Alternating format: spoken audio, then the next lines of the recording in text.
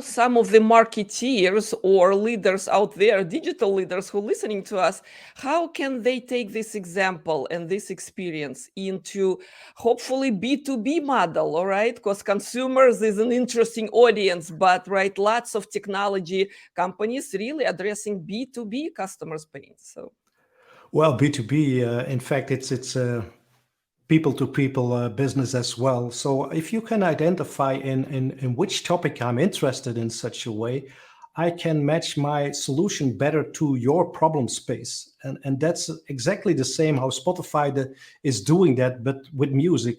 For example, what we could do if I'm active, that's the only problem. I need to be active on social media, online.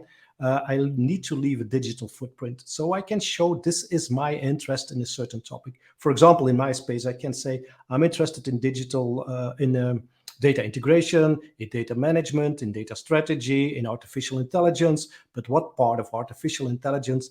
And they can identify that by analyzing which posts I like, which content I put online, the conversations I'm having, the type of conversations and the content of my conversation. And based upon that, you can identify that I'm very likely interested in a new AI-driven tool for marketing, for example.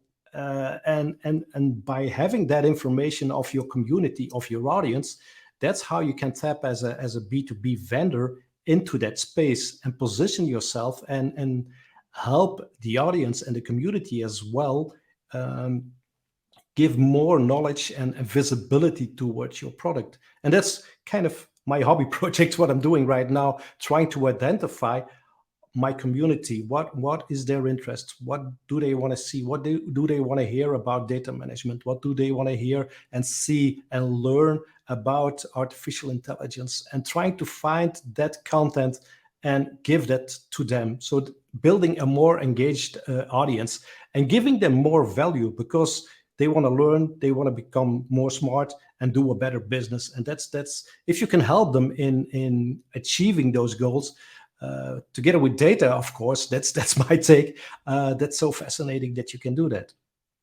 And you're golden, when you have that connection with your audience, right? Whoever you are, if you're single creator, if you're influencer, if you B2B, B2C, it doesn't matter, right? So we titled this talk, if AI and insights by the humans, of the humans, for the humans, okay? Can you comment, please, how that it is important to have human in the center of that thinking, don't you think?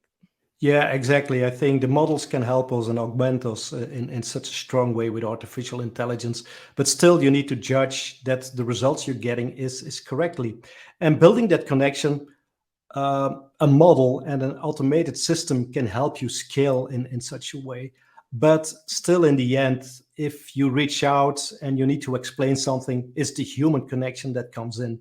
So for building scale, for doing things in an easier way, there you can use AI, there you can use the automation part. But in the end, Irene, it's you and me talking.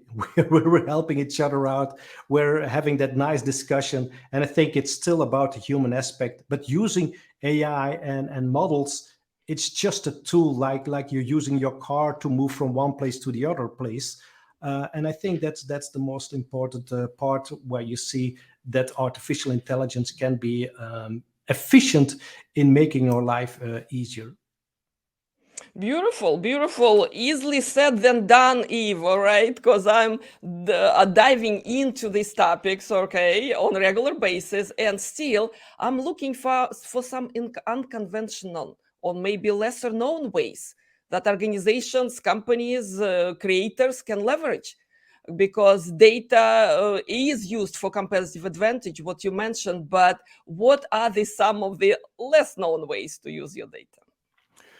The less known ways of using your data, it's, well, on one hand is using all the algorithms and the models to optimize your data as such. So on the metadata level, there you can optimize it. That's lesser known, and maybe people really into data management see that already happening with tools like data catalogs that help you in improving your data quality. That's one way.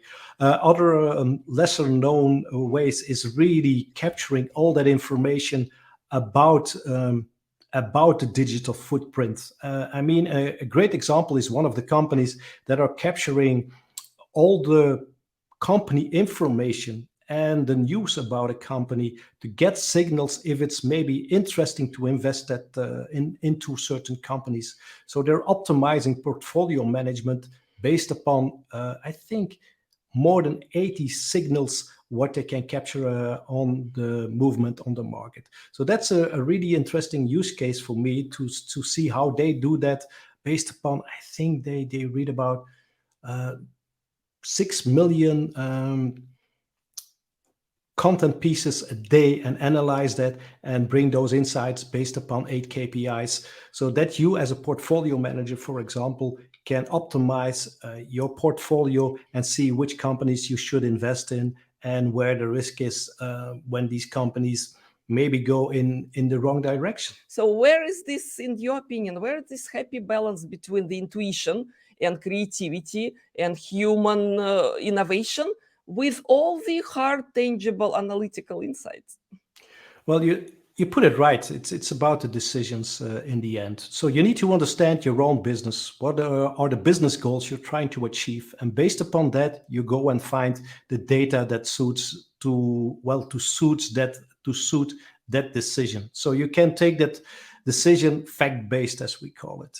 And then the gut feeling comes from where do you think as a person, as a business leader, as a CEO of a company, where your company should go. And maybe it's a gut feeling that you think, hey, this is a great opportunity. But if you can put the data next to that to say, hey, for example, I'm targeting these type of clients, but there are no clients like these on the market. So it's going to be hard to build a solution to fulfill their problem space as such.